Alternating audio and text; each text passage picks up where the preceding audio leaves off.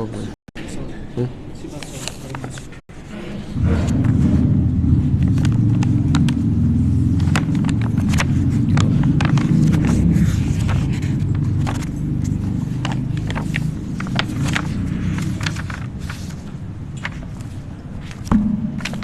Pendapatnya.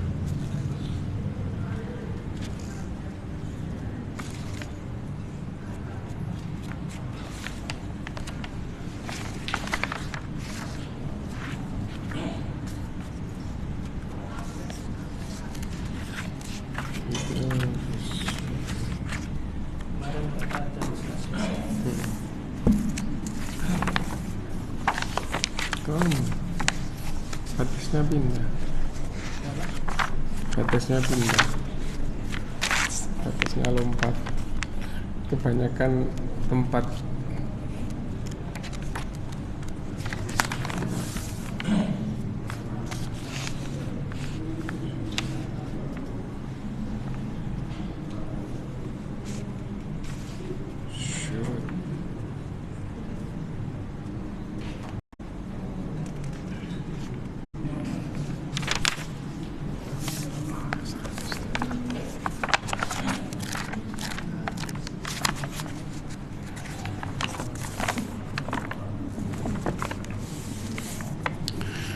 Bismillahirrahmanirrahim. Assalamualaikum warahmatullahi wabarakatuh.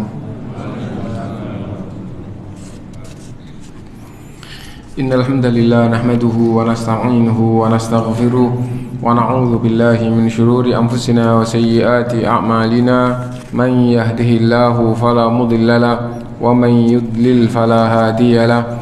Wa asyhadu an la ilaha illallah wahdahu la syarika lahu. وأشهد أن محمدا عبده ورسوله يا أيها الذين آمنوا اتقوا الله حق تقاته ولا تموتن إلا وأنتم مسلمون يا أيها الناس اتقوا ربكم الذي خلقكم من نفس واحدة وخلق منها زوجها وبث منهما رجالا كثيرا ونساء واتقوا الله الذي تساءلون به والأرحام إن الله كان عليكم رقيبا يا أيها الذين آمنوا اتقوا الله وقولوا قولا سديدا يصلح لكم أعمالكم ويغفر لكم ذنوبكم ومن يطع الله ورسوله فقد فاز فوزا عظيما أما بعد فإن أصدق الحديث كتاب الله وخير الهدي هدي محمد صلى الله عليه وسلم وشر الأمور محدثاتها وكل محدثة بدعة وكل بدعة ضلالة وكل ضلالة في النار. Bapak-bapak, ibu-ibu, saudara-saudari sekalian rahimakumullah, alhamdulillah kita bisa melanjutkan kajian kita dan kita sampai pada sifatus shalah dari kitab Al-Wajiz fi Fiqh Sunnah wal Kitabil Aziz yang ditulis oleh Syekh Abdul Azim Al-Badawi hafizahullah. Dan sifatus shalah, tata cara sholat, pada dasarnya kita semua setiap hari juga melakukan sholat gitu, dan di dalam memberikan penjelasan secara rinci rukunnya apa saja, wajibnya apa saja, sunnahnya apa saja, diawali dengan tata cara sholat. Tapi karena kita kajian kitab yang urut, kita tetap baca gitu ya. Kita tetap baca apa yang diangkat oleh Syekh Abdul Azim Al-Badawi di dalam kitabnya ini. Kita ikuti kitabnya. Kana Rasulullah sallallahu alaihi wasallam idza qama ila shalah, adalah Rasulullah sallallahu alaihi wasallam apabila mau melakukan salat, istaqbalal qiblah, istaqbalal Ka'bah, menghadap ke Ka'bah atau menghadap kiblat, qaiman, dengan berdiri, qaribam minas sutra, mendekat ke sutra. Sutra artinya pembatas, mendekat ke pembatas. Nah, jadi sekaligus kita ambil pelajaran, kalau kita sholat itu harus punya pembatas, khususnya apabila sholat sendirian. Sholat sendirian gitu ya. Nah, apa pembatas itu? Pembatas itu apapun jadi pembatas, yang penting ada bendanya, tembok, tiang, meja gitu ya. Nah, Yang penting ada bendanya, nah, dan benda itu gampangannya tegak gitu. Nah, dan disabdakan oleh Rasulullah SAW, paling kecil adalah seperti ujung tombak. Tombak itu biasanya di bagian ujung itu besi gitu ya. Nah, terus setelah besi yang tajam itu kemudian kayu ke belakang. Nah, ujung tombak berarti wallahu alam seperti besinya itu. Apabila sudah ada seujung tombak ditancapkan di depannya, maka itu cukup jadi pembatas sholat. Nah, di zaman kita sekarang misalnya bawa tasnya ditaruh depannya jadi pembatas sholatnya. Kenapa begitu? Karena nanti juga ada pembahasan tentang orang yang lewat di depan orang sholat antara dia dan pembatas. Nah, jadi apabila orang itu sholat sudah pakai pembatas, kemudian ada yang sholat di depannya, ada yang lewat di depannya, maka tahanlah, apabila tidak mau bunuh saja orang itu, sesungguhnya dia itu syaitan. Ada hadis itu nanti akan kita baca ya. Nah, kalau sudah pakai pembatas, ada yang lewat dihadang, yang salah yang lewat, tapi untuk kebaikannya yang sholat diperintah untuk menghadang itu. Tidak mau dihadang, di hadis itu dibunuh aja, itu syaitan itu. Tapi maksudnya itu difahami oleh ulama ancaman besar bagi orang yang lewat depan orang sholat, sampai madorotnya seandainya dia itu dibunuh, itu yang bunuh itu tidak salah. Maksudnya begitu. Bukan berarti kalau dibunuh betul-betul tidak salah, tapi itu maksudnya ancaman besar bagi orang yang lewat sholat depan orang sholat jika sudah pakai pembatas. Bagaimana kalau dia tidak pakai pembatas? Yang salah yang sholat. Nah itu, Anda loh, masa orang sholat kok salah? Loh, tidak semua orang beribadah itu benar dari segala sisi. Tidak semua orang, misalnya begini, ada orang sholat di jalan. Loh, sholat kok salah? Loh, sholatmu benar tapi tempat yang kamu gunakan itu salah, ganggu orang. Tidak ada ibadah kepada Allah yang benar terus mengandung makna ganggu orang, gampangnya begitu. Nah, intinya bahwa qoriban minas sutra. Wa kana sallallahu alaihi wasallam yaqulu innamal a'malu binniyat wa innamal likulli imrin ma nawa. Dan Rasulullah bersabda di hadis yang lain, innamal a'malu binniyat wa innamal likulli imrin ma nawa. Amalan itu yang ada niatnya, dan orang itu akan diberi pahala atau diberi balasan dari amalnya dikaitkan dengan niatnya. Amalan itu yang ada niatnya. Di dalam Al-Qur'an Allah berfirman, "Faman ya'mal mithqala dzarratin khairan yarah wa man ya'mal mithqala dzarratin syarran yarah." Yang melakukan kebaikan sekecil biji sawi, ia akan lihat catatannya dan akan mendapatkan balasannya. Yang melakukan kejelekan sekecil biji sawi, ia juga nanti akan melihat catatannya dan akan mendapatkan balasannya. Amalan apa itu? Semua amal, tapi yang dimaksud dengan amal itu yang ada niatnya. Adapun yang tidak ada niatnya itu tidak masuk dalam amal. Nah, jadi itu contoh. Kalau ada orang yang sudah berusaha dengan benar nyetir kendaraan, ya, sudah hati-hati, sudah baca doa, sudah hati-hati semuanya. Nah, jalan ternyata bannya meletus, oleng, terus nubruk orang. Orangnya mati, gitu ya. Nah, itu nanti ada pembahasan dari sisi amal. Dia tidak sengaja. Karena itu orang yang tidak sengaja seperti ini tidak dosa di hadapan Allah. Adapun hukum di dunia ada aturannya sendiri. Nah, misalnya yang rusak itu bukan orang, tapi oleng terus akhirnya natap pagarnya orang, mobilnya juga rusak, pagarnya orang, atau taman, dan taman itu banyak yang cukup mahal juga. Nah, itu tidak dosa karena merusak barang orang. Kenapa? Karena tidak sengaja. Innamal a'malu binniyat. Tapi hukum di dunia ada aturannya sendiri. Orang gila kalau merusak barangnya orang itu ada aturannya. Anak kecil yang belum balik tidak dosa, tapi juga untuk urusan dunia ada aturannya. Dan yang dimaksud dengan amal di sini itu adalah pahala sama dosa. Wa innama likulli imri'in ma nawa. Itu. Ngomong sama orang tuanya, bapak ini gak enak-enaki, itu haram, dosa.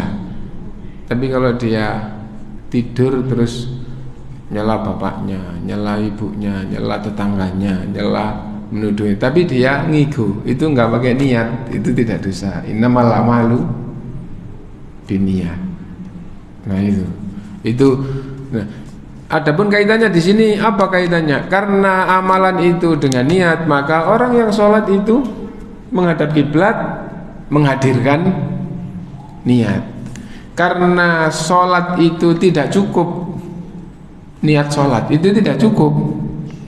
Karena itu harus betul-betul menghadirkan sholat apa ini. Sholat apa ini? Adapun amalan yang menurut akal tidak mungkin, tidak ada niatnya. Sampai di mazhab Hanafi itu tidak ada orang kayak gitu nggak ada niatnya. Nah itu meskipun di dalam pembahasan lain ada, misalnya apa? Wudhu datang ke tempat wudhu, melakukannya urut seperti orang wudhu dengan sempurna, gitu. Kayaknya mazhab Hanafi yang lebih kuat, ya. Tidak ada orang wudhu tidak pakai niat. Tapi kalau jumhur tetap harus menghadirkan niat. Nah itu. Nah sekarang ada yang amalan itu seperti sholat, bukan sholat ya, tidak cukup hanya menghadirkan amalan globalnya. Misalnya apa? Mandi. Kalau orang itu rambutnya gatal karena kotor, misalnya itikaf 10 hari tidak keluar-keluar dari masjid, sekedar contoh. Malam hari raya, pagi-pagi, udah gitu kebetulan misalnya malam hari rayanya mimpi terus junub, mimpi hubungan suami istri keluar sperma junub, atau menyelesaikan itikafnya terus malam hari rayanya junub sama istrinya, terus tidur, bangun tidur dengar takbiran, rambutnya gatel, lupa kalau malamnya dalam keadaan junub. Dia mandi apa nih? Membersihkan rambutnya sekaligus mandi hari raya. Nah, innamal a'malu binniyat, berarti kamu sudah mandi hari raya, tapi kamu belum mandi junub. Kenapa? Innamal a'malu binniyat. Nah, ada amalan yang penting hadir sudah cukup seperti wudhu. Ada amalan yang tidak cukup begitu. Kalau butuh ini mau mandi apa? Mandi junub atau mandi sunnah? Sholat subuh atau qobliyah subuh. Nah itu dibutuhkan niat sampai pada amalan yang dituju. Nah itu yang diambil pelajaran di sini. Kemudian lanjut. Tsumma kana sallallahu alaihi wasallam yastaftihu sholata biqaulihi Allahu Akbar. Lalu pembuka sholatnya Rasulullah SAW adalah dengan mengucapkan Allahu Akbar. Nah, dari sini maka hendaknya orang yang melakukan sholat itu menghadap kiblat, niat sudah ada, langsung memulai dengan Allahu Akbar. Nggak pakai a'udzu, nggak pakai bismillah. A'udzu dan bismillah amalan sholat itu nanti setelah doa iftitah baru a'udzu dan bismillah. Karena itu kalau a'udzu didulukan sebelum takbir, bismillah didulukan sebelum takbir, itu lemah. Pakai dalil ta'awudnya tidak pas, pakai dalil bismillahnya itu tidak sesuai tuntunan di sini. Nah, wa kana yarfa'u yadayhi ma'at takbir, dan mengangkat kedua tangannya bersama dengan takbir. Jadi membaca Allahu Akbar itu memulai membaca takbir dengan memulai mengangkat tangan, selesai membaca takbir selesai angkat tangan. Ada yang Allahu Akbar, ada yang itu takbir dulu baru angkat tangan. Ada yang Allahu Akbar. Hukumnya pembahasan semuanya adalah sunnah. Yang takbirnya Allahu Akbar itu rukun, nanti dibahas di dalam rukun-rukunnya sholat, wajib-wajibnya sholat, sunnah-sunnahnya sholat. Tapi mengangkat tangan itu hukumnya sunnah, tapi juga tetap harus diperhatikan mengangkat tangan yang pas dengan ucapan itu adalah yang sesuai dengan tuntunan, ya. Wa kana yarfa'u yadayhi ma'at takbir, dan adalah Rasulullah SAW mengangkat kedua tangannya bersamaan dengan takbir. Tsumma yada'ul yumna 'alal yusra fawqa sadrihi, lalu meletakkan tangan kanannya di atas tangan kirinya di atas dada. Banyak yang berpemahaman di atas dada itu, ini kan dada di atasnya, ya berarti di sini akhirnya begini. Ya, akhirnya ada yang akhirnya menceng begini, miring begini. Macam-macam, dan yang betul kata di atas itu tidak selalu di atas dada, tidak selalu dada itu di bawah lalu tangan itu di atasnya. Contoh, ya, jam itu digantung di atas dinding, bukan di atasnya. Ustadz menulis ringkasan penjelasannya di atas papan tulis, bukan di atasnya, ya. Nah, jadi gitu. Menulis di atas papan tulis, tak di tengah papan tulis. Bahasanya dipakai di atas, ya, bukan di tengah papan tulis itu, ya. Nah, jadi kata atas itu tidak selalu seperti di atas meja. Nah, karena itu maka perlu ada riwayat lain yang tidak sekedar pemahaman, loh itu pemahaman Anda lah, ini pemahaman dia, apa bedanya pemahaman A sama pemahaman B? Perlu ada hadis yang lain. Nah, hadis yang lain itu telapaknya di atas punggungnya, berarti begini. Dan ada yang pergelangannya di atas pergelangannya, berarti pergelangan. Dan ada yang tangannya di atas lengannya. Nah, kalau kayak gitu yang bagus itu berarti lurus. Kenapa? Karena telapak di atas telapak. Kalau sampai naik nanti tidak istiqomah, tidak lurus, tidak bagus. Kalau melebar ke bawah di atas pusar nanti. Dan enggak boleh, meskipun enggak boleh di sini tidak batil gitu ya, tapi tidak boleh di atas, di bawah pusar. Berarti yang bagus ya lurus. Terus pergelangan. Kalau ndak lurus nanti ada yang di bawah, yang di atas. Kalau pergelangannya nempel pergelangan, nah ini kan nanti ada bagian yang kanan di atas, ada bagian yang kiri di bawah. Ya, coba kalau miring gini, tangan kiri jari di atas yang kanan, padahal tangan kanan di atas tangan kiri. Nah, jadi itu, karena itu lurus. Apalagi yang tangan di atas pergelangan, ya, di atas lengan. Nah, kalau ndak lurus nanti ini jatuh, ya. Nah, jadi berarti yang betul adalah kalau lurus berarti tidak terlalu ke atas dan juga tidak terlalu ke bawah. Kenapa? Nanti itu akhirnya takalluf. Nah, karena itu yang berdekapnya gitu, dan dilihat juga bagus dan baik dilihat, itu termasuk tuntunan di dalam Islam. Nah,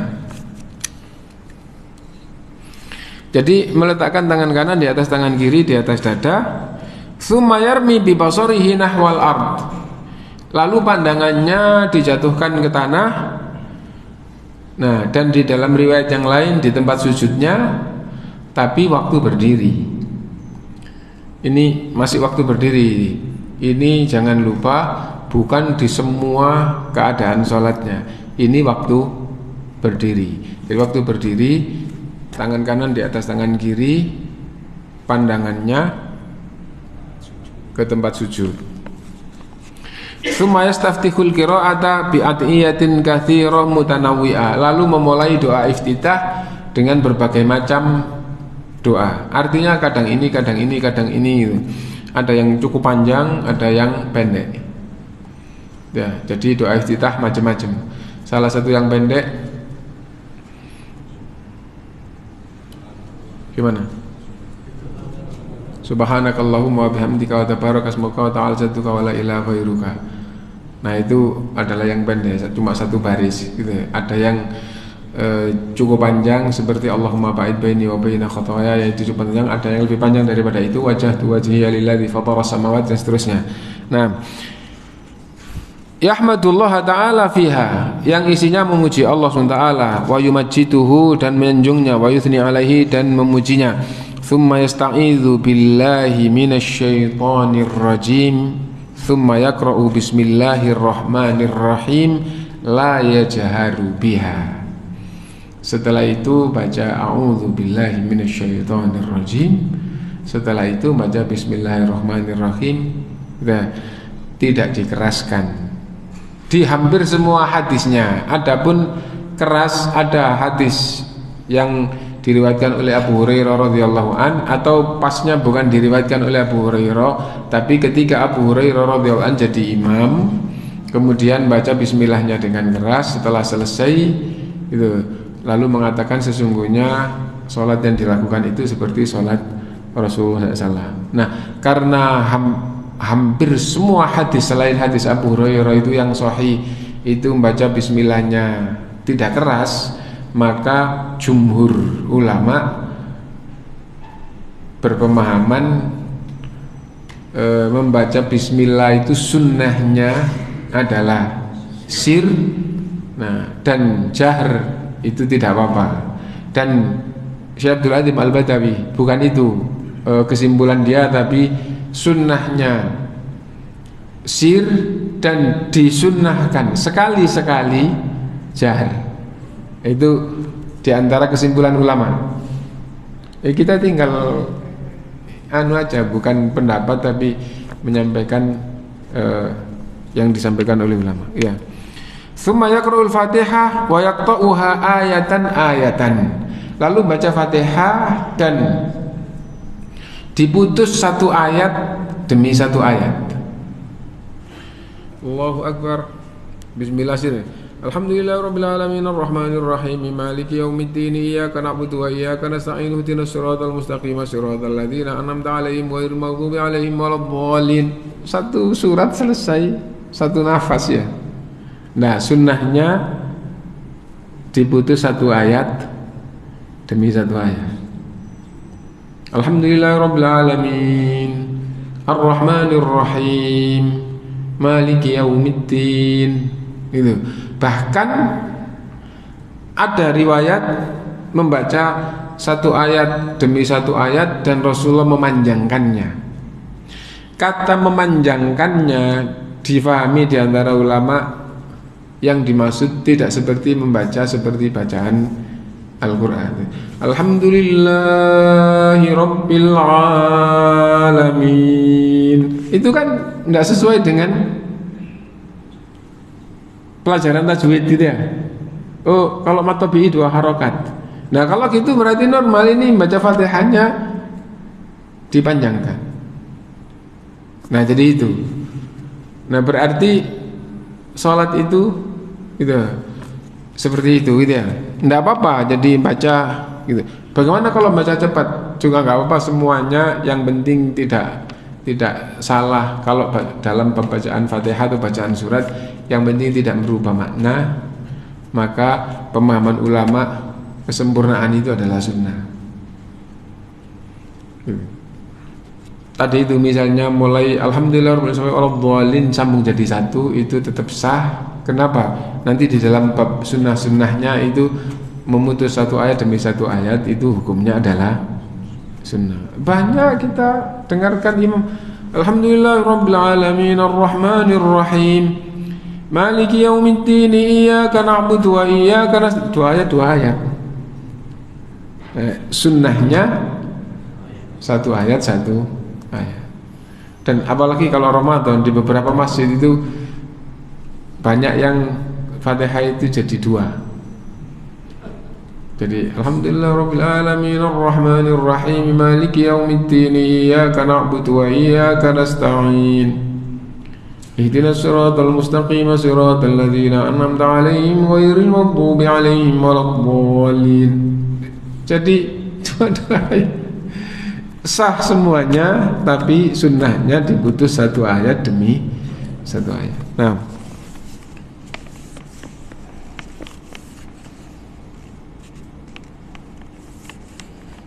fa idza intaha minal Fatihah qala amin wa yajharu wa yamuddu biha sautah. Apabila sudah membaca Fatihah selesai, Rasulullah SAW membaca amin wa yajharu, dan Rasulullah mengeraskan amin, wa yamuddu biha sautah, dan Rasulullah memanjangkan bacaannya. Mohon maaf ya, misalnya kita jadi makmum di Masjidil Haram, waladdallin, amin, kan gitu ya, singkat gitu. Tapi kalau hadisnya wa yamuddu biha, dan Rasulullah memanjangkannya. Nah itu amin, jadi panjang. Nah, dan di salah satu masjid di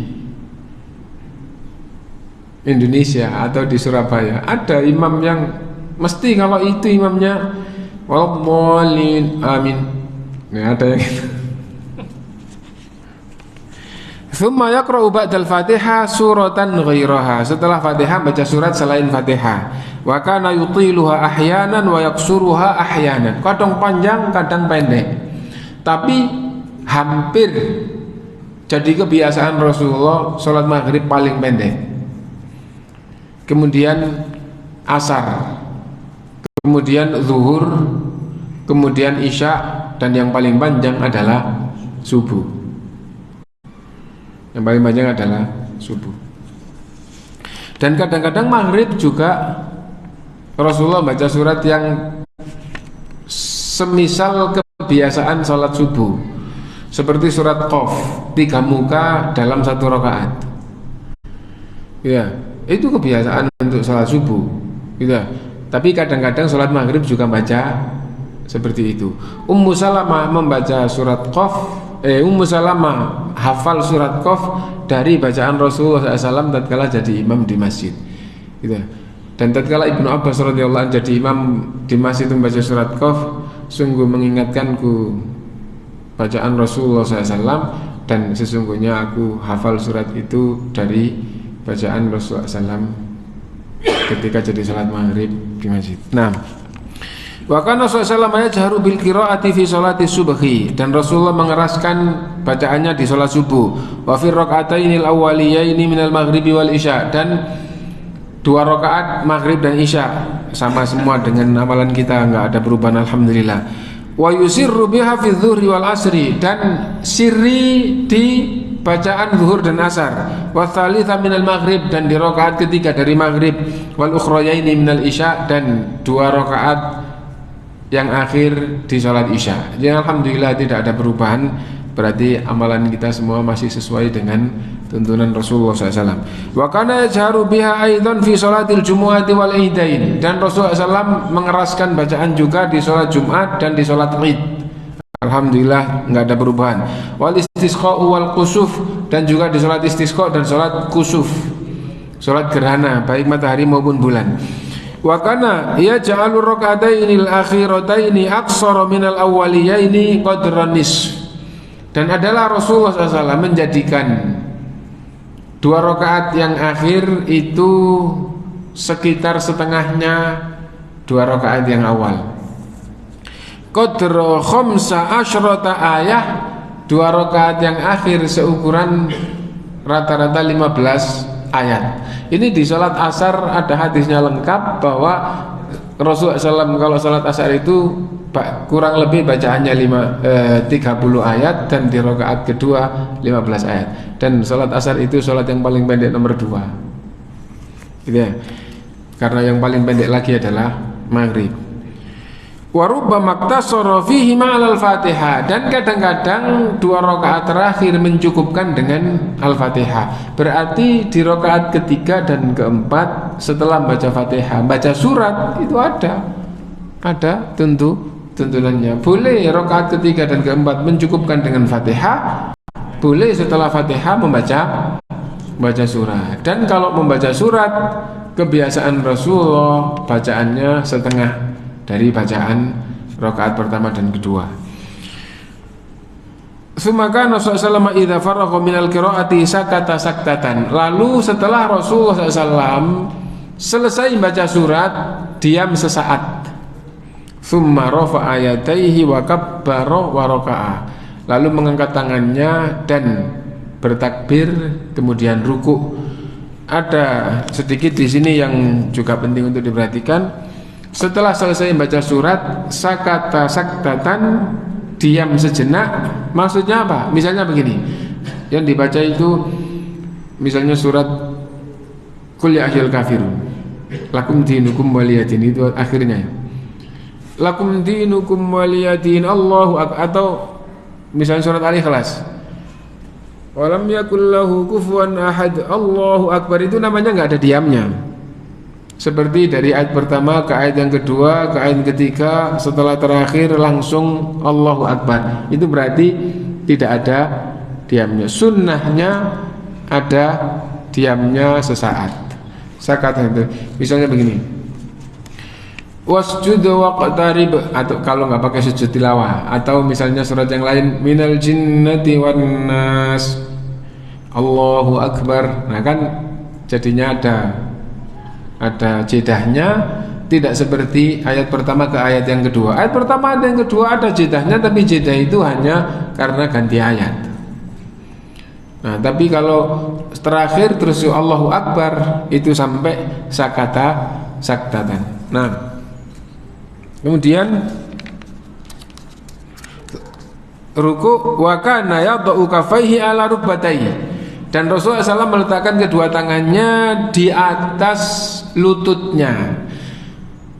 Di atas lututnya. Makna di atas tidak seperti yang salah yang tadi kita gambarkan di atasnya. Kalau di atas lututnya berarti di paha. Nah, di atas lutut maksudnya di lututnya. Lah kenapa kok dibilang atas? Makna atas tadi itu barang yang berdiri banyak disebut nempel di situ, itu disebut di atas. Nah, kalau barang itu roboh kayak meja di atas, ya berarti meja, kemudian benda itu di atas meja. Tapi kalau barang yang berdiri seperti Quran itu ditaruh di atas tiang, bukan di atasnya sana, tapi itu. Kipas angin ditempel, digantung di atas tiang masjidnya, bukan di atasnya tapi di situ. Nah, di atas lututnya itu sendiri gitu. Dan khusus untuk ini, di hadis yang lain itu menggenggam lututnya. Nah, kalau di atasnya lutut berarti ya menggenggam paha. Nah, jadi itu. Nah, wa kana yatu kafahi ala rukbatayhi. Kalau gitu berarti yang tangannya di atasnya lutut, bukan di lutut, itu salah. Di bawah juga salah. Tapi tetap hukumnya hanya sunnah. Kesalahannya berarti ada sunnah yang tidak dilakukan atau ada kesalahan di dalam bab sunnah. Wa yufarriju baina asabihi. Diperhatikan, dan merenggangkan jari jemarinya. Dan satu-satunya jari jemari direnggangkan itu hanya waktu di lutut, waktu ruku'. Allahu Akbar berarti salah ya. Kenapa? Karena waktu takbir itu menghadapkan tangannya ke kiblat dan merapatkan jari jemarinya. Ada yang Allah itu berarti salah. Kenapa? Karena tidak dihadapkan ke kiblat. Jadi takbir hadap ke kiblat. Ya, telapak tangannya. Itu. Nanti pas sunnah-sunnahnya itu disebutkan lagi. Ini kan masih global gitu ya. Wa yumakkinu yadayhi min rukbatayhi. Nah, ini dia. Dan memantapkan pegangan tangannya di lututnya. Jadi dipegang lututnya dengan mantap. Nah, coba kadang-kadang di antara kita sholat itu merosot gitu ya. Kenapa? Karena enggak megang lututnya dengan kuat ya. Ka'annahu qabidun alaihima, seolah-olah menggenggam kedua lututnya. Oh, jadi mantap gitu. Wa kana yujafi mirfaqaihi an jambaihi, dan kedua lengannya direnggangkan dari kedua pinggangnya. Maksudnya tidak didekatkan di pinggang, tapi bagaimana bisa lengannya itu agak menjauh dari pinggangnya. Wa yabsutu dhahrahu wa yusawwihi, dan membentangkan punggungnya dan meratakannya. Hatta law subba alaihi alma lastaqar, sampai disifati seandainya air itu dituang di punggungnya maka diam air itu ya. Nah berarti punggungnya itu enggak melungker, enggak jatuh, enggak ndangak, enggak berdiri, tapi lurus dan enggak melengkung gitu ya. Nah kenapa? Karena melengkung ditaruh airnya ngalir. Kalau terlalu ndangak terlalu jejak atau terlalu jatuh, itu juga kalau ditaruh air nanti airnya ngalir. Nah jadi berusaha meluruskan dan meratakan punggungnya. Wa kana yatma'innu fi ruku'ihi, dan rukuk sampai tumaknina. Rukuk sampai tumaknina. Nanti tumaknina itu masuk dalam rukun ya. Wa yaqulu subhana rabbiyal azim thalathan, dan membaca subhana rabbiyal azim 3 kali. Wa kana yaqulu fi hadzal rukni anwa'an minal adhkari wal ad'iyah, dan di dalam rukun rukuk ini bacaannya juga bermacam-macam. Tarotan bihadza wa tarotan bihadza, kadang baca yang ini, kadang baca yang ini. Wa kana yanha an qiraatil qur'ani fir ruku'i was sujud, dan Rasulullah SAW melarang membaca Quran waktu rukuk dan waktu sujud. Waktu rukuk, waktu sujud itu bacaannya adalah zikir tuntunan dan doa. Tsumma kana Rasulullah SAW yarfa'u sulbahu minar ruku', lalu mengangkat punggungnya dari rukuk. Qailan, sambil membaca sami'allahu liman hamidah. Wa kana yarfa'u yadayhi inda hadzal i'tidal, dan tatkala i'tidal ini mengangkat punggungnya itu dari rukuk ini, Rasulullah SAW mengangkat kedua tangannya ya. Wa yaqulu wa huwa qa'im rabbana walakal hamdu, dan dalam keadaan berdiri Rasulullah SAW membaca rabbana walakal hamdu. Wa taratan yazidu ala dzalika, kadang menambah lebih dari itu. Nah, adapun apabila yang lebih itu dibaca semuanya, itu cukup panjang. Rabbana walakal hamdu mil'us samawati wa mil'ul ardi wa mil'u ma syi'ta min syai'in ba'du ahlu tsana'i wal majdi ahqqu ma qala abdu wa kulluna laka abdun la mani'a lima a'taita wa la muti'a lima mana'ta wa la yanfa'u dzal jaddi minkal jadd.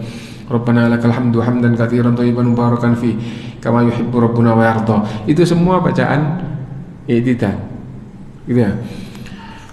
Tsumma kana yukabbiru wa yahwi sajidan. Ya, kalau bacanya pelan-pelan tambah lama ya. Rabbana walakal hamdu mil'us samawati wa mil'ul ardi wa mil'u ma syi'ta min syai'in ahlus tsana'i wal majdi ahqqu ma qala. Tambah panjang terus, itu belum separuh. Wa yadhu yadayhi alal ardi qabla rukbatayhi. Nah, lalu setelah itu menderumkan badannya atau menjatuhkan badannya untuk sujud. Nah, dan yang dikuatkan oleh Syekh Abdul Azim Al-Badawi dalam masalah sujud adalah mendahulukan tangannya sebelum lututnya. Tapi ulama berbeda pendapat. Ada yang menguatkan sunnahnya lutut dulu sebelum tangan, ada yang menguatkan sunnahnya tangan dulu sebelum lutut, karena perbedaan pemahaman di dalam masalah hadis.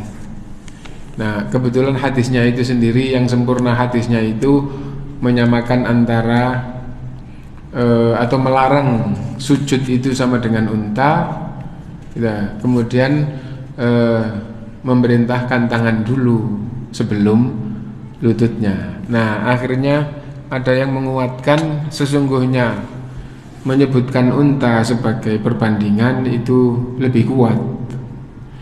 Lebih kuat. Tidak boleh kalau kamu kalau kamu sujud jangan menderum seperti menderumnya unta. Gitu. Hendaklah tangan dulu sebelum lututnya. Nah, kalau jangan seperti unta, dilarang seperti unta, tapi kelanjutannya kok diperintah tangan dulu sebelum lututnya. Padahal kalau unta itu tangan dulu sebelum lututnya. Kalau unta itu menderumnya tangan dulu. Gitu. Yang jadi masalah itu kebanyakan ulama mengatakan lutut unta itu ada di tangannya.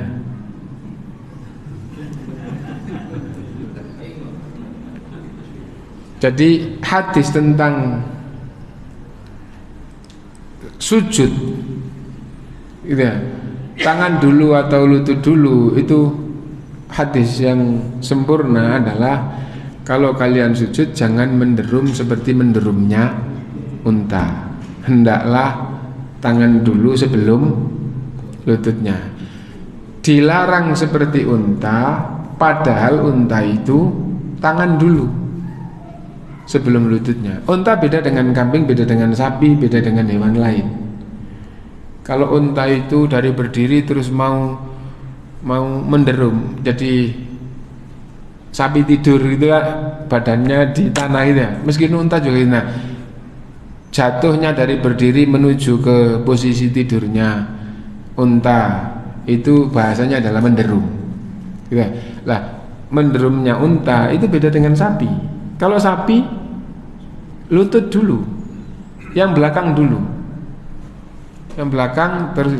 Apalagi kalau berdiri tambah jelas, ya lututnya belakangan. Tapi kalau unta tangan dulu, setelah tangan baru yang belakang turun. Adapun unta saya betul-betul menyaksikan.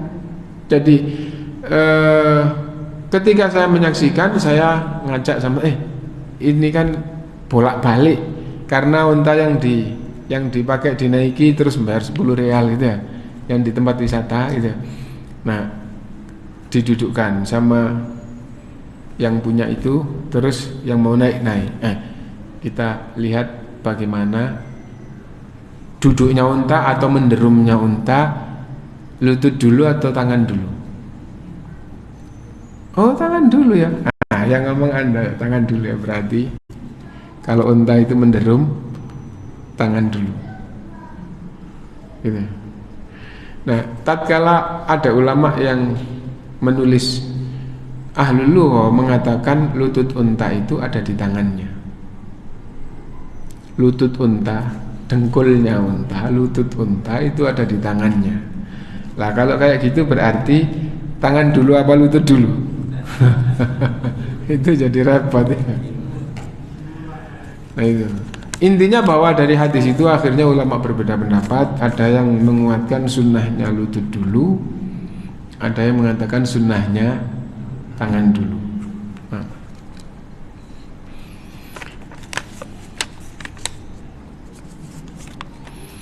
Wa kana yatamidu ala kaffaihi wa yabsutuhuma. Dan Rasulullah SAW ketika sujud bersandar dengan kedua tangannya dan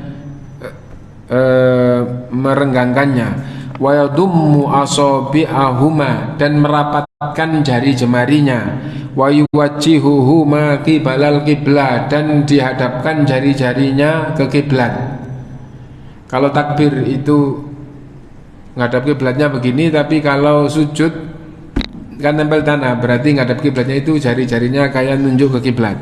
Wa kana yaj'aluhuma hadwa mankibaihi wa ahyanan hadwa udhunaihi, dan kadang-kadang tangannya itu disejajarkan pundaknya dan kadang-kadang disejajarkan telinganya. Dan di hadis Jabir, tatkala Rasulullah SAW sujud itu tangannya di antara dua kepalanya, berarti sama dengan yang telinga ya. Nah, dan kalau tangannya di antara dua telinganya, maka bisa ujung jarinya lebih tinggi daripada telinga, gitu ya. Jadi bisa begini, posisi tangan waktu sujud itu bisa ini. Terus juga penting untuk difahami, khususnya apabila kondisinya memungkinkan, gitu ya. Banyak yang sujud itu tangannya terlalu mepet ke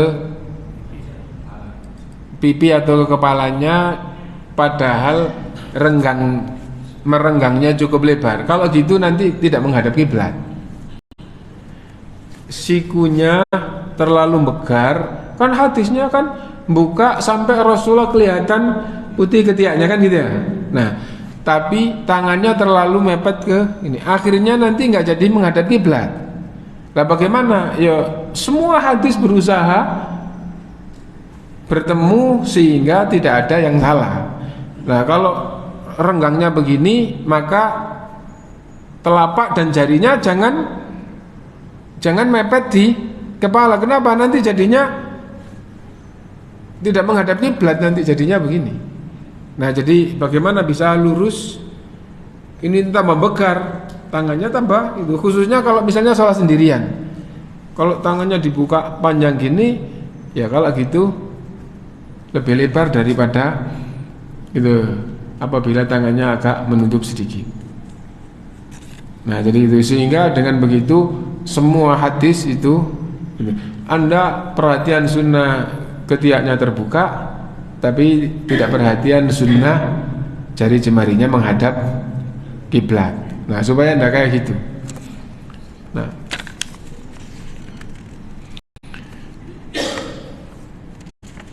wa kana yaqulu umirtu an asjuda ala sab'ati a'zum, gitu, alal jabha, dan saya diperintah sujud di atas 7 tulang.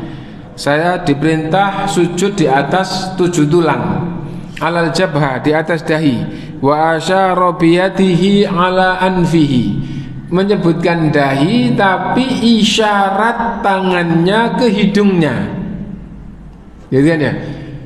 Jadi berarti dahi apa hidung? Nah, di dalam hadis ya, Rasulullah SAW bersabda, tidak sempurna sholat orang yang sujudnya hidungnya tidak nempel seperti dahinya. Berarti waktu sujud hidung nempel di tanah seperti nempelnya dahi. Nah, nggak sekedar kesentuh dikit-dikit, tapi cukup menekan di hidungnya sebagaimana di dahinya. Warukbataini wal yadaini warukbataini wa atrafil qadamaini. Jadi dahi, kedua tangan, kedua lutut dan kedua kakinya. Wa kana yaqulu la sholata li, ini dia, la sholata liman lam yusib anfuhu minal ardi ma yusibul jabin. Tidak sempurna sholat orang yang hidungnya tidak nempel ke tanah seperti nempel dahinya. Wa kana yatma'innu fi sujudi, dan Rasulullah SAW tumaknina di dalam sujudnya. Wa yaqulu subhana rabbiyal a'la 3 kali, membaca subhana rabbiyal a'la 3 kali. Wa kana yaqulu anwa'an min al-adhkari wal adhiyah, dan di dalam sujud Rasulullah bacaannya macam-macam dari zikir-zikir dan doa-doa. Taratan hadza wa taratan hadza, kadang baca ini, kadang baca yang ini. Wa kana ya'muru bil ijtihadi wal iktsari minad du'a'i fi hadzal rukn, dan Rasulullah SAW memerintahkan banyak-banyak berdoa di waktu sujud ini. Tsumma kana yarfa'u ra'sahu mukabbiran, lalu mengangkat kepalanya sambil bertakbir. Tsumma yufrishu rijlahul yusra wa yaqudu 'alaihi mutma'innan, lalu membentangkan kakinya yang kiri dan duduk di atas kakinya yang kiri dengan mantap. Wa kana yansibu rijlahul yumna, dan kaki kanannya ditegakkan, gitu. Wa yastaqbilu bi asabi'iha al-qiblat, dan jari jemari kanannya yang tegak itu menghadap kiblat. jari jemari kaki kanannya yang tegak itu menghadapi, maksudnya kakinya berdiri tegak dan jari jemarinya menghadap kiblat. Berarti kalau duduk di antara dua sujud, diperhatikan kaki kanannya itu berdiri tegak, tidak boleh miring kanan atau nggak boleh miring ke tengah ke dalam, ya. Nah, tidak boleh terlalu merosot ke belakang sehingga tidak berdiri tegak, dan semua yang tidak tegak tidak akan bisa menghadapkan jari-jarinya ke kiblat.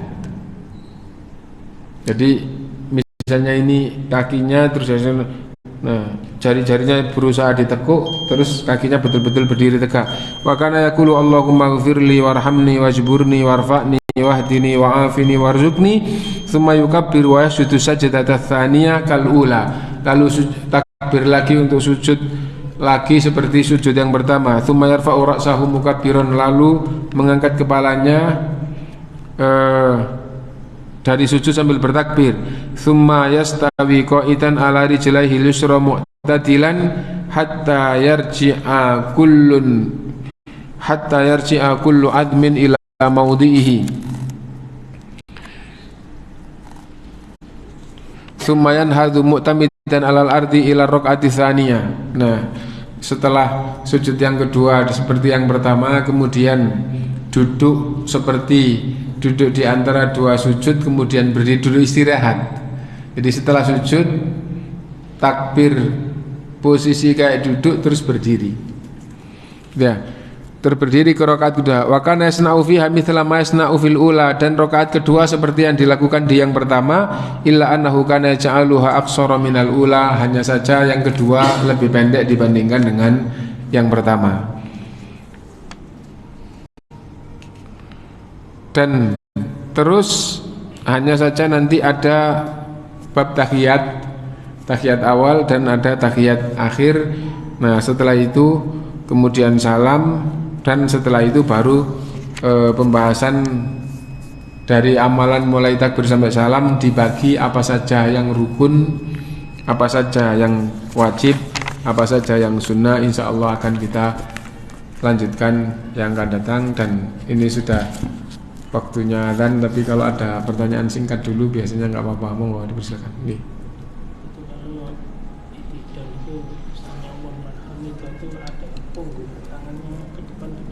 Salah apabila takbir Allahu Akbar atau Sami Allahu liman hamidah itu salah kalau dia tahu hadis, ya, maka kesalahannya lebih besar lagi. Kalau dia tahu hadisnya itu hadis sahih kemudian dia mengingkari, maka itu bisa lebih berbahaya di dalam agamanya.